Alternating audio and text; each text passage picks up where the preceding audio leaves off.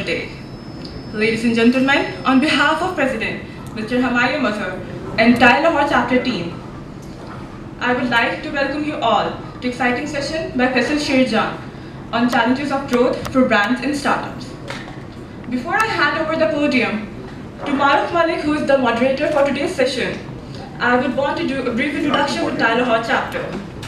TiE Lahore chapter is the subsidiary for TiE Global and is the world's largest non-for-profit organization with 61 chapters across 18 countries and 13,000 members. TiE Lahore chapter was established in 2002 by initiative taken by Sir Barbarelli and few visionaries. The chapter has a unique strength in collection of its charter members. Lahore chapter focuses on promotion of entrepreneurial culture among younger generation, mentoring and coaching new entrepreneurs, and arranging a platform for various entrepreneurial idea, networking and mentoring. Now I would like to request Maruf, who is the CEO of Weaver Work Group, which include companies like Instaprint, Print Cosmo, Sufi City and Sufi Builder, and Mall 94. She holds MBBS degree from King Edwin Medical College and MBA from LAMS. Maruf has also been consultant in the healthcare sector and has worked in various international agencies. Ladies and gentlemen, please welcome Maruf.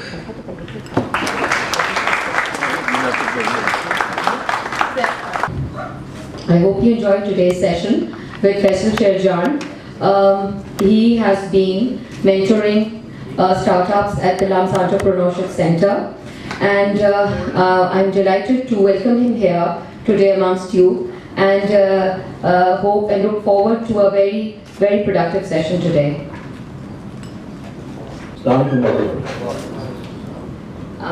Faisal, what would you like to sort of introduce yourself as first of all, and then we go on. Okay, I'm currently at the LAMS Center for Entrepreneurship, and I've been fortunate enough to take it over from Zafar, who set it up and has run it for 3 years and got it to a stage that is probably the finest incubation sector currently running in Pakistan, with one of the most rigorous programs and a high rate of success. So I joined in February, and prior to that, for about 2 years, I was actively investing in startups, largely tech startups, and sharing what I've learned over my journey in life. So the whole idea of doing something new always excites me. On the Facebook page that had been done, the update for TiE, today's event, somebody had posted and said, "You're still young." I said, "I'm not, but I'm still hungry and foolish." So that's where entrepreneurship starts from. It starts from having hunger. It starts from being crazy enough to say, I'm not going to go looking for a job, I'm going to go and create jobs. So that's really... So that's the leap of faith and the fire you have. So what is the singular most important thing that you observed during this brief experience that you had with the LAMS Entrepreneurship Center? Yeah, my kind of interaction with the tech startup started actually in March 2014, when I went to take a workshop at Plan 9. That was the first interaction I had. Then I continued, so I went to FI in Islamabad also, and I took some sessions there. I was a regular.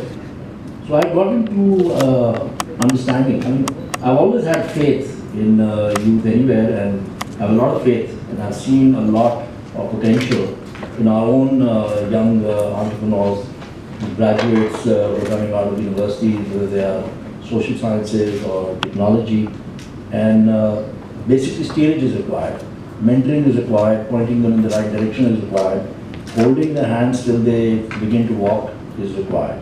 And beyond that, I think they have immense amount of potential, they have immense amount of passion. And, so what is more important for you, the big idea or the fire inside? The big idea does not come without the fire inside. It's only when you go looking for problems that you can actually find a problem that is then an opportunity. So that's really where it starts from. You want to do something, and you want to do something different. You want to make a difference to somebody's life. That's where it really starts from. And that's passion. So recently we were having a session and we said, what's more important? Right? Starting a business because you're passionate about it, or starting a business because you want to make money. Money as a motivation runs out after a while. You start to get bored. But if you've started a business with a passion that you want to make a difference, and I'm not just talking about saying social impact, you just want to do something different. You want to impact people's lives in whatever way you can. That takes you much, much further than just the motivation of money. So how do you sort of correlate the passion with identifying the needs, the customer, the needs in that society at that particular time? Yeah. How important is that correlation to you? The correlation is important. Like I said, if you start to look for, if you start to ask questions, that is where it really starts from. And you look at something and say, can this be better? Bilal is sitting here, so I'll pick up on him. So healthcare. So very simple thing to talk about. But its issues are immense, right? And you can start from right at the top and say, I'm going to provide premium healthcare to the top end of the socioeconomic spectrum. Or you can say, no, I'm going to reach right down to the bottom of the pyramid. And I'm going to make healthcare affordable, accessible for the bottom of the pyramid, right? So that's, you start with a question in your own mind. And that question then leads to identifying a problem. And you may not provide all the answers and all the solutions because not everybody can. You should be looking for a singular problem and a singular solution. That's where things start to really happen.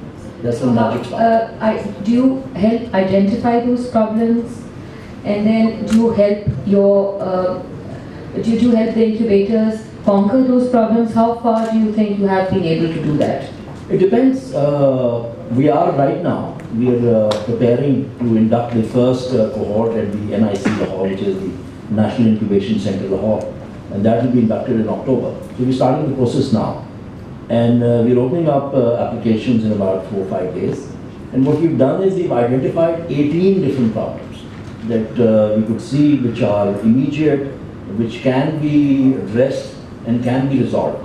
Right? So some of them are what we call deep tech challenges. Some of them are challenges that just require a different way of thinking, and then using some form of technology. One of the things that I at least advocate wherever I go and speak is no business can really scale without technology, irrespective of what you're doing. Even a tandoor. Maru Tandoor is not going to scale big unless they franchise, and to franchise you need technology. Right? If you have an ice cream parlor, unless you use some technology, you'll never know what flavors are preferred by your customers. You'll never know what correlation ambient temperature has on the desire to have an ice cream. Absolutely. So I would want you to elaborate this further, because having said that, I think most of us are facing the challenge of how to conquer, because you must understand that most of the startups cannot afford highly customized software. So how do you propose for the startups to be able to enable themselves technologically to then be able to grasp the growth that they aspire? I think it comes from getting teams together. Right? Occasionally we have a founder who may have a good idea, he may have identified a problem, but may not necessarily have the technical skills to be able to develop a solution. So we have to help them find those partners or people interested in working with them to actually then design and develop a solution. Right? So let's take the last mile as an example. It's a huge challenge. I come from the broadcast industry, so I understood the last mile from that perspective. That the last mile is always very expensive. It hampers scale. How much cable can you lay? So as you go to the peripheries of the city, where density starts to decrease, the propensity to lay cable goes away. So you don't want to invest that much because you don't have ROI that can allow you to do that. But the moment you go satellite broadcast, you suddenly shorten the last mile. It doesn't exist anymore. So it's just a receiving box that you need, and you can start to receive signals. Same thing applies to lots of delivery mechanisms. Whether it's medicines that you're delivering from an online pharmacy, it's food that you're delivering from multiple outlets, it's groceries that you want to deliver from mandi to home or from grocery store to home. All these challenges eventually require a technology platform, otherwise you will not get scale. So are we suggesting that e-commerce is the way to go? E-commerce is one of the obvious verticals that you have, but it's not the only vertical. right? So there are services that can be provided. How do we define e-commerce, right? Primarily, it's any form of commerce that you take into an enabling technology platform. You could be selling any kind of goods or services, or you could be a service provider for those sellers of goods and services. So you're either in the business of looking for gold, or you are in the business of selling picks and shovels, right? They can help others go look for gold. And not, convention says, conventional wisdom says that people who sell picks and shovels actually make more money. Right? Their rate of failure is lower. Right? Not everybody finds gold, but everybody needs a pick and shovel when you want to go looking for gold. So think of it in those terms also, right? And you'll start to see some problem will crystallize in front of you. You look at the problem, then you start asking questions of yourself, you start asking questions from around you, you will eventually arrive at a probable solution. So what you're saying is they have to find their market fit, the services? The market fit comes a little later, right? Starting point is obviously a problem, right? Something that can be done better, right? Faster, cheaper, better, right? Is one of the kind of mantras that is there in terms of doing it. How can you do something better, which is already being done, right? Food is, people were going out and picking up food.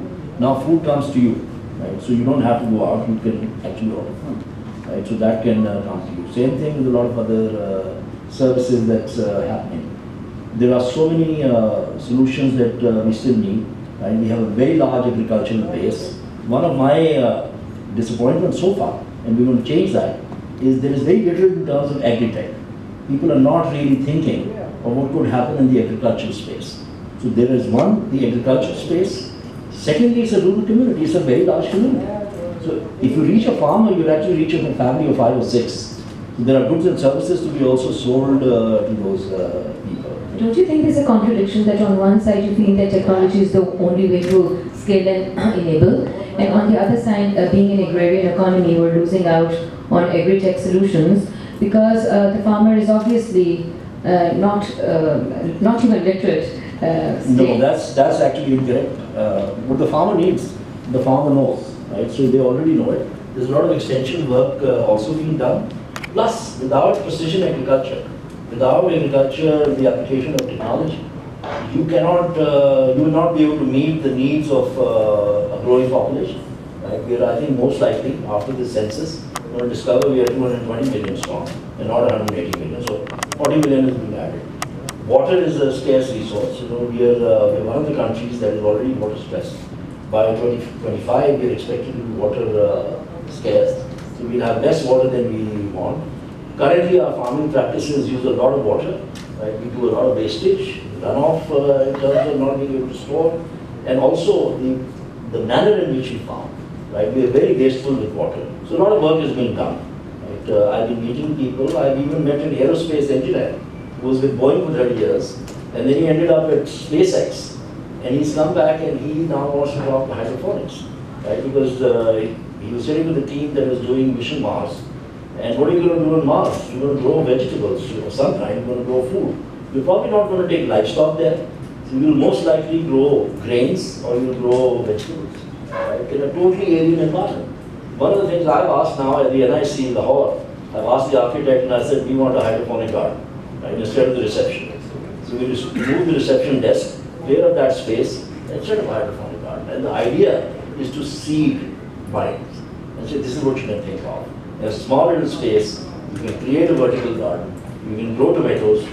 I wish you could do that as well. You can. And in the rural areas, you might be able to do it in the NIC lobby, but what about Even in the huge farmers that have absolutely no idea what you're talking about? No. That's not, there's a farm in Okada that is hydroponic, right? There are lots of progressive farmers. Most of our farmlands, particularly in Punjab, right, 92% are less than 12 acres. These are small farms. So if they do not become more efficient, grow more, they get more out of the same land. Now, from a 5 marla plot of hydroponics, you can actually get the yield of about 2 acres. And to propagate your message and take it across. My job at NC is to seed minds and say, look, this is possible, this is what you can do. This is a problem that you need to look at. How do you get product from the farm to the market? How do you improve the value chain for the farmer so they have more money to invest more in terms of technology, water management, water courses, how they flood a field. They don't really need to flood a field. Currently, we have a team of chemical engineers, and I've got some really exciting data in my pocket, right, of what they've been working on. They're working on a polymer that stores water. And yesterday, I received pictures from them. They're growing a plant in a little pot without using any water. They've just developed a polymer that you feed water into, and for the last 2 weeks, they've not watered it at all, and it's growing, which means it's taking water from that polymer that's in that little mix of soil. And the test period is 2 months. So 2 months they will not water it at all, except for You're most welcome to pull out that paper and share the statistics with us. So anybody who wants to see it, I can show it to you. I'm very excited seeing all that, right? And saying, now this is a probable solution. It will go through various stages. We're looking at, how do you commercially produce that polymer? What will be the cost of that? 3 things I had asked that team, and I said, 3 things you need to demonstrate. 1, it works the way you say it works. Second, you can produce it at the price you say that you can produce it. Third, you can patent it. And I said, you do these 3 things, and money is not going to be an object. We'll find you the money. Have you been receiving some startups' interest in the field, or has it been only confined to the larger landlords that have approached you? There are small farmers also that we're talking to. We're doing a couple of pilots, right? We can do home gardening. We can come out to people and help them, just in the city of Lahore, and say, here is something that you can use to build your own home garden.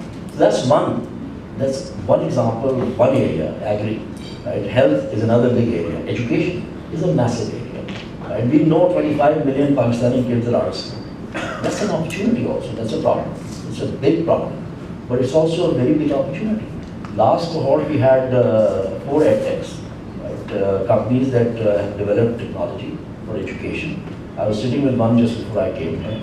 Right? They found traction. They're already working with the largest private school system. So their solution has already been deployed there. Now he wants to go into the public school system. That's where scale will come from.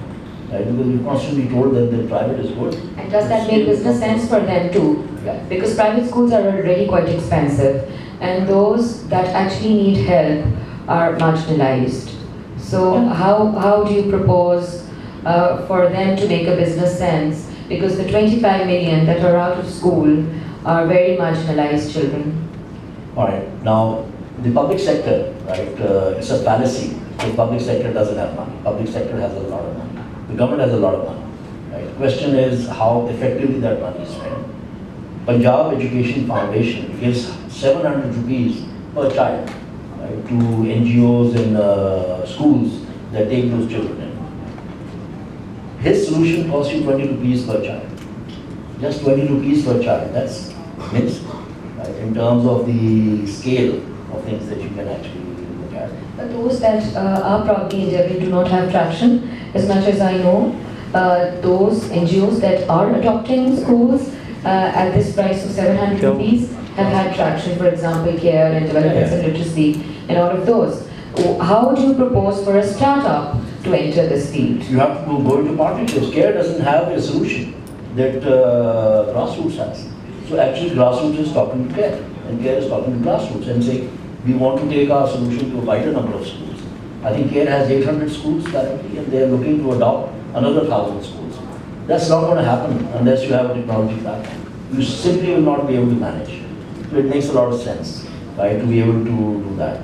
I've invited him in tomorrow because we do micro entrepreneurs training on weekends. So we have our first cohort there. Very, very interesting experience that we've had. This is the first cohort. Nobody's really done it. We were the first ones to step up and do it.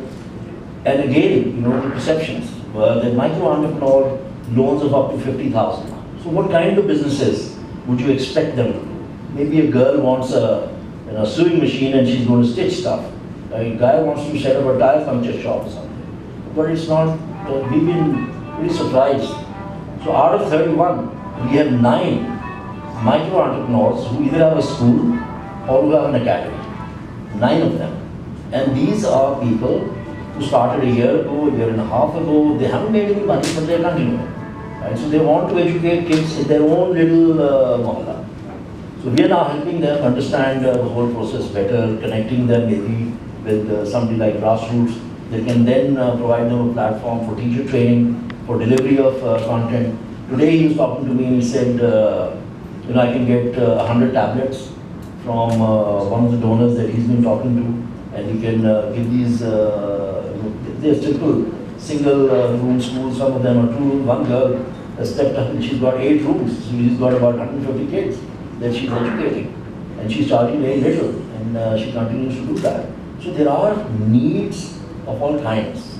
There are problems that we know of, right? We know education is a massive problem. If we don't resolve that, we will not have a better society. We will continue to have issues. And it's a big opportunity at the same time, right? So there is, if you step out and you do it and you scale, the key is scale. Without scale, it's not going to happen. And without technology, they can't be scaled. So that is the kind of steerage that we are doing and saying, look at every problem, try and find that one single compelling solution to that problem, and then find a fit with what kind of technology can resolve and help you scale that problem, or the solution to that problem. Right. Your 4 telcos have immense amount of bandwidth which is not currently fully utilized. Right. Their bandwidth lies down. So there's a lot of capacity. And it's expanding, it's continuing to grow. I was in Quetta yesterday. It was a very good experience. I went to see one of the universities there because we want to help them build their National Incubation Center in Quetta. So it was very interesting to go to this university. There were 9,000 students, right? And they have an incubation center. They had their second cycle there. They had about 6 teams. I met most of them. One was a girl who's developing games for Android and iOS platforms. She's developing 3D games. And I wouldn't have expected. Yeah, that's very welcoming because we only hear bad news I about would have expected a girl to be developing or running a game studio, and that too in a place like Quetta, from the perception we have that everything is dark. Some of those people, there's one team there that has developed a smart helmet for mining workers, because mine workers go into a very high risk environment. Right? So that helmet, and they've actually been recognized internationally for that. So it's a set of sensors in the helmet that help you detect any kind of chemical emissions, gas, which is what the big risk that miners run. So I asked him, right, my first foolish question to him was, does it have a GPS chip? So he looked at me, I said, GPS can't work in the mine. He said, yes. So he said, we're using RFID. So I said, okay, that I understand, that they can use RFID. But they found a solution, right? Here was the problem. I am excited about Balochistan because we know that they will have a different set of problems and a different set of opportunities. Mining, you and I won't think of in Lahore, but in Balochistan, I will think of mining. And not just that, I think Balochistan has huge potential and probably the most untapped resources. Absolutely. So mining, fisheries, logistics, connectivity. Because of the large expanse of land and sparse population, they have a different set of problems. Right? So connectivity is not that easy. So we need to find some way of doing that. I remember MCI, which was one of the largest US companies till it was needed. And in the 50s and 60s, they're the ones who connected rural America through microwave. That is why they were known as MCI. They were Microwave Communication International. Right? So we need to find those solutions for them. CPEC, right, is going to be a massive opportunity only if we are ready for it. Yeah, I was just going to ask, I hope it doesn't sound political. No. Does CPEC excite entrepreneurs? Do you feel that it's making If entrepreneurs don't get excited by CPEC, they should stick to going to school and college, right, and continue to gather as many degrees as you possibly can. CPEC should excite all of us in terms of the potential. Right? If 54 to 60 billion dollars flows into any market, irrespective of whatever its political dimensions are, it creates massive opportunity. So I was discussing it with the Quetta, one of the classes there, and I was talking about CPEC, and I said, just setting up tea stalls on the way, right, is a business. Right? To set up little hospitality, right, 2-room, 4-room places is an opportunity. So you got to think in those terms also. Right? Not everything is going to be deep tech, and it doesn't have to be. Some of it is very shallow in terms of technology usage. You may just have a phone through which somebody can move with you. So you can do that. Logistics is going to be a big area. Absolutely, there are going to be huge opportunities in a lot of segments. Fisheries, Balochistan is all about the coastline. Right? So there's massive opportunities in terms of fisheries. The sea is one of the best sources of food. How do you foresee Gwadar as the serious port of authority? Well, as a port, Gwadar always had potential, but I heard, and I don't know how much of that is true or not. Said, what does Gwadar mean? So it was the Goa Gadar, right? It was the gateway to Goa. So ships used to come and replenish there. It was a natural harbour. You didn't need to build a harbour. Karachi is not a natural harbour. Yes, Karachi, the harbour was built. Yeah. So Gwadar actually has had potential for a very long time. There's been trade between the Middle Eastern countries of Muscat and Oman and all that. There was always a connection. And it was a part of Muscat, right? Some of the best, yes, and some of the best navigators were from Muscat and Oman. Right, Vasco da Gama picked one of them up in the east coast of Africa. So do you see the seeds sown deeply in Gwadar, and do you see the pulse over there? Gwadar is going to be a, what you call, like a port, the way a port functions. Right? It's a place of access. Right? It's how goods land on your shore or how goods leave your shore. Right? That's what the function of Gwadar is going to be. Around that will be built a lot of other things. So what's your advice for entrepreneurs seeking towards gearing themselves towards Gwadar? What opportunities would you advise? Look at all the problems that you can find there. Look at all the problems that you see there. Whether it's accommodation, real estate, right, management of the city, make it a smarter city than it actually is, because there's no legacy. So when there's no legacy, technology will always leap forward, right? Because there's nobody wanting to hold things back because there's legacy and there's an innovator's dilemma, right? So even governments, when there's a new city, they can do much more in terms of planning it and all that. Step up now and start to identify those problems, right? Mobility will be required in that city. There isn't much right now. Quetta also, I mean, I experienced yesterday, there's not much in terms of taxis and all. So rickshaws are the only thing which you can actually get around in, or you have to have your own car. Right? So you do that. So there are multiple things. Healthcare will be required. So why not start and think now and say, how do we get in there? How do we start to provide people? There's going to be a huge influx of people, not just in Gwadar, but all along the corridor. Right? So all these services are going to be required. Food is Conclusively, you feel that it's behind the developing stage even, and there's huge opportunity there for people who want to start up and people who would want to expand and scale their businesses. Coming back to brand development, since your background is such that I cannot help but ask you the major question of as to what your advice is in developing a brand's personality. And finally, then we go along the journey of brand development. Start with thinking of a brand as an organic entity. Right? Do not think of it as just a trademark.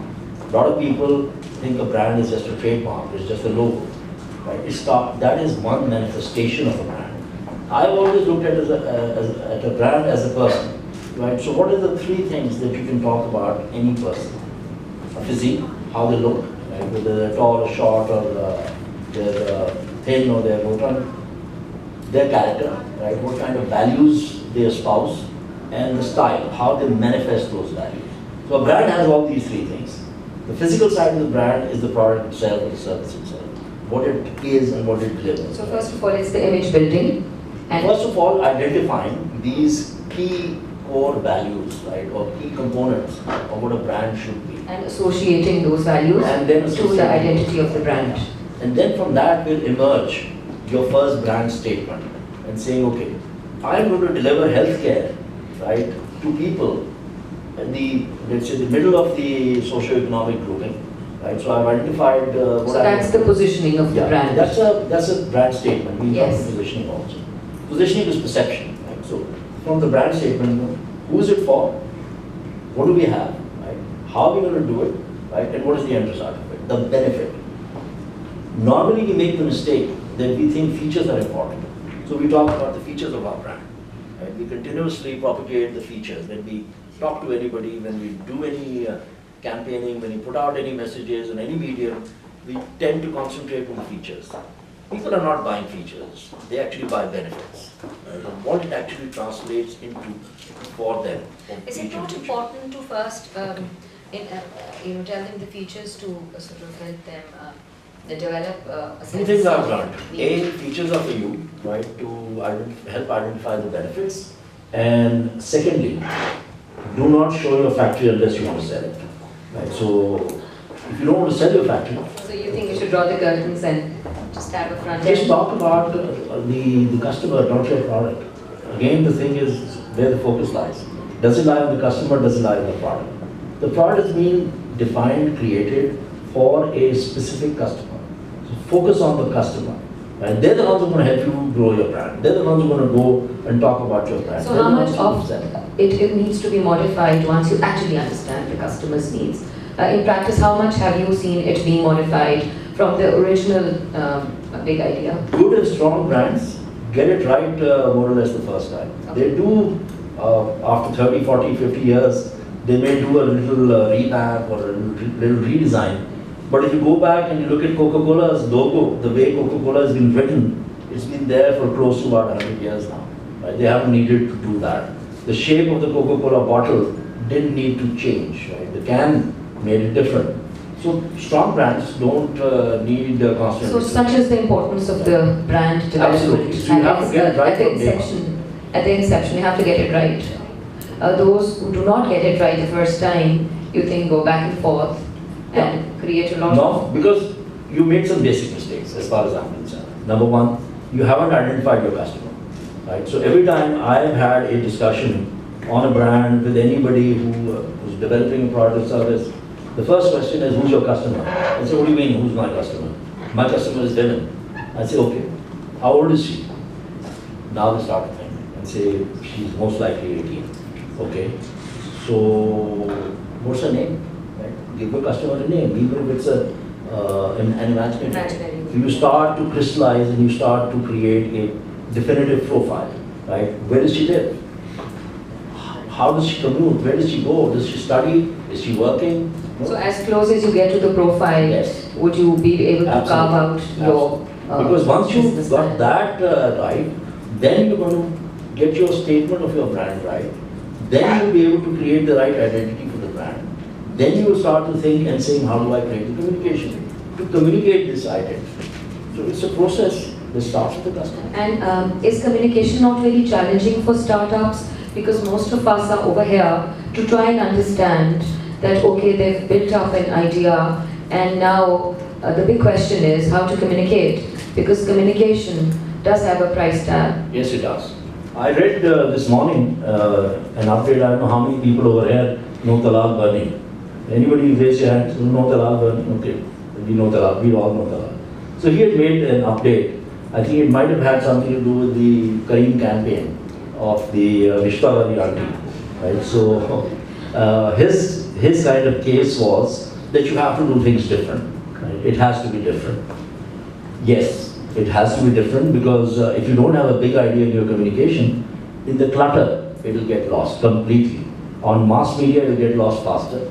Right? In social media, because there's a context of an identified audience that you're looking at, so it might take a little longer, but it will still get lost.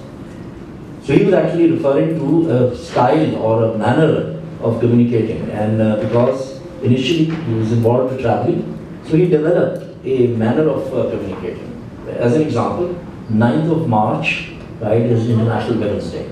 So on the 9th of March, he welcomed Uber with Sultan Rai wearing a pink lacha, right? So it made a statement. It was funny. It was Sultan Rai inviting Uber to town, and he's wearing a pink lacha, right? So International So Women's it was Day. funny and good. Yeah, They so get to share it it. had that. Yeah. Humor is social lubrication. It reduces friction. It opens our mind up to the message. Right? If you see the most successful advertising campaigns, they had an element of humor. Right? Whether it was Nirala trying to sell Lipton tea bags, right, or Lipton tea some 45, 50 years ago, right, or it's I think one of the well-known campaigns is the U-phone, right, which are vignettes. There were 3 people and there were different vignettes. Absolutely. And it made you smile or laugh and you were more receptive to the idea. At times I'm asked and saying, what about serious products? Why do you have to be serious? If your product is serious, it doesn't matter. Right? I've seen one of the best Halifax building society. in the UK, and their commercials are really fun. But isn't it challenging to sort of build those kind of ads? They cost money, they need brilliant and bright people. Okay, let's So I just need for starters to understand how they do it. Let's take out the mass medium, right? I follow brands across their journey, literally from the back of a rickshaw. Right? I'll tell you about a brand called Golden Girl, right? That is started from a shop in Shalmi, right? I think about 5 years, no, more than that, 7 years ago, I first saw it on the back of a rickshaw, right? And they were selling one cream. I think about 6 months ago or something, one of the, in the World Cup, right? They were actually advertising on TV. In 7 years, they've gone from the back of a rickshaw to a major campaign on television. Sports, and especially cricket, is the most expensive buy on television. Nothing is more expensive than that. So they've gone there. India, if you go and look at it, Paytm, right, which is a huge brand today, right, started again in the same way. So it's a question of where your audience lies. Where can you get your first customer? Where do you get your first 100 customers? Then your 1,000 customers. And from there you keep on building. Because revenue starts coming, you've got more money to spend. So for startups, right, your best friend is digital social media. But you need to understand what digital social media is all about and how you best use it. Right? So we know that Facebook currently has 2 billion people on it. We also know that Facebook in Pakistan has around 28 million people on it. Right? So 28 million is a pretty big number. Now, within that, you have to learn how to segment those 28 million. For you, the relevant ones may be just 50,000. So how do you find that 50,000? That's the challenge, right? And that's what you develop as a marketer. And you say, okay, I've got to take this.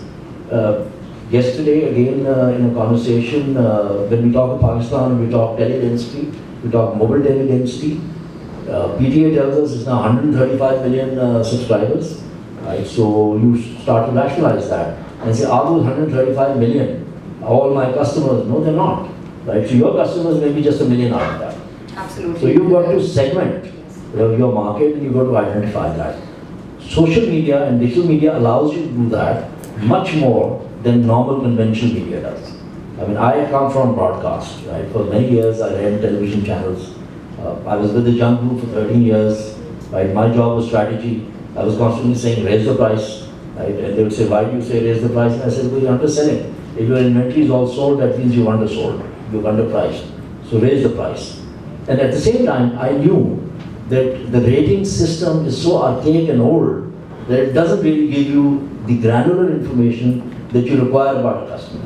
When you go down to that one customer, right? That 18-year-old girl who goes to college, who commutes to work in a rickshaw, who likes to drink a bottle of Coke every third day, right, that she can afford to, that kind of thing. You can't get to it through television. It will generalize, it will give you a scattergun.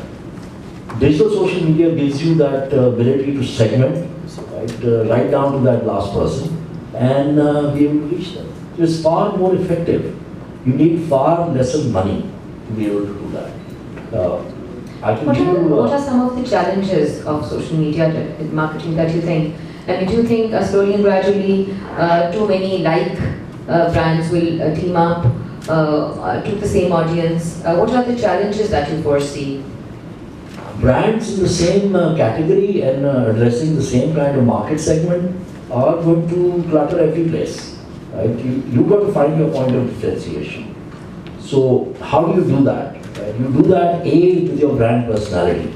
That it should be the most relatable to the target audience segment you have and to that target consumer that you identify. So it must be most relatable. Now it's gone beyond communication. Now it's about conversations. You cannot have just a communication of a brand. You cannot just put out a message and say this is the best soap that you can possibly buy.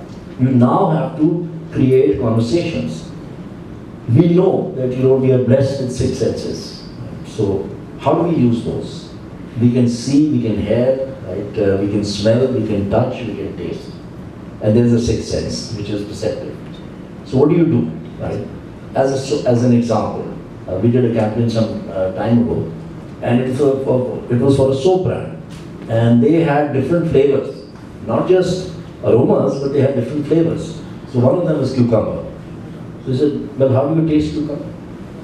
I said, you don't have to put this soap in a blender and make a milkshake out of it, but you can cut up cucumbers and you can make a drink out of that, and that gives you the flavor of the soap. So think in that way. One of the key things is define your customer, define that one single compelling reason why they should adopt or buy your product or service. Then you must make sure that what your defined strategy. You must be very, very clear. You can't say everybody is my customer. You can't, I mean, I see a lot of briefs which say, target market everybody, right? All segments, all this. It doesn't happen, not for any product. There is no such thing as everybody for any single product. So do that. Define your strategy. Once you define your strategy, creativity becomes easier. If you don't have a strategy, if you don't have defined parameters of what your brand is supposed to or is trying to say, you will never be creative. A brand is nothing more than a promise. In reality, it's a promise, right? Again, we learned very early in advertising that factories make products, but people buy brands, right? So think of your brand as a living person, not as a commodity, right? And it has to have a personality which is defined. How many of us remember the ringtone of Nokia? Actually, it was part of the brand. Intel, there is a distinctive sound. Motorola, Hello Moto, right? The moment you open it, you have that. It's distinctive. You cannot forget it. So you associate with the brand in multiple ways. They were using the auto factory, just a little piece of sound. We learn to recognize brands. That had a recall. That have a recall because you create some empathy with it. Right? It's become a part of your daily makeup. One thing I always advise is do a bit of ethnography, which means if you've identified a customer, right, and once you've settled on that, then for one day, for one 24-hour period, map their lives from the moment they wake up to the moment they go to sleep. Right? Just make a list, sit with them, travel with them, go with them, do whatever. Right? But get their whole day down, one single day down, and they will reveal so much to you, right, that you can't get out of most surveys that you go after. Data is critically important, right? Again, social digital media gives you that. These days, data is going to be the most important. Data has always been important. Yeah. The ability to gather that was not there. Now we have much more. The relevant data as well. Now we have much more ability to gather that To data. refine as well and make it relevant. In one telco, I won't take their name, I met their BI head and I was trying to make a case on something. So I asked him, I said, how many data points do you get every day? He said,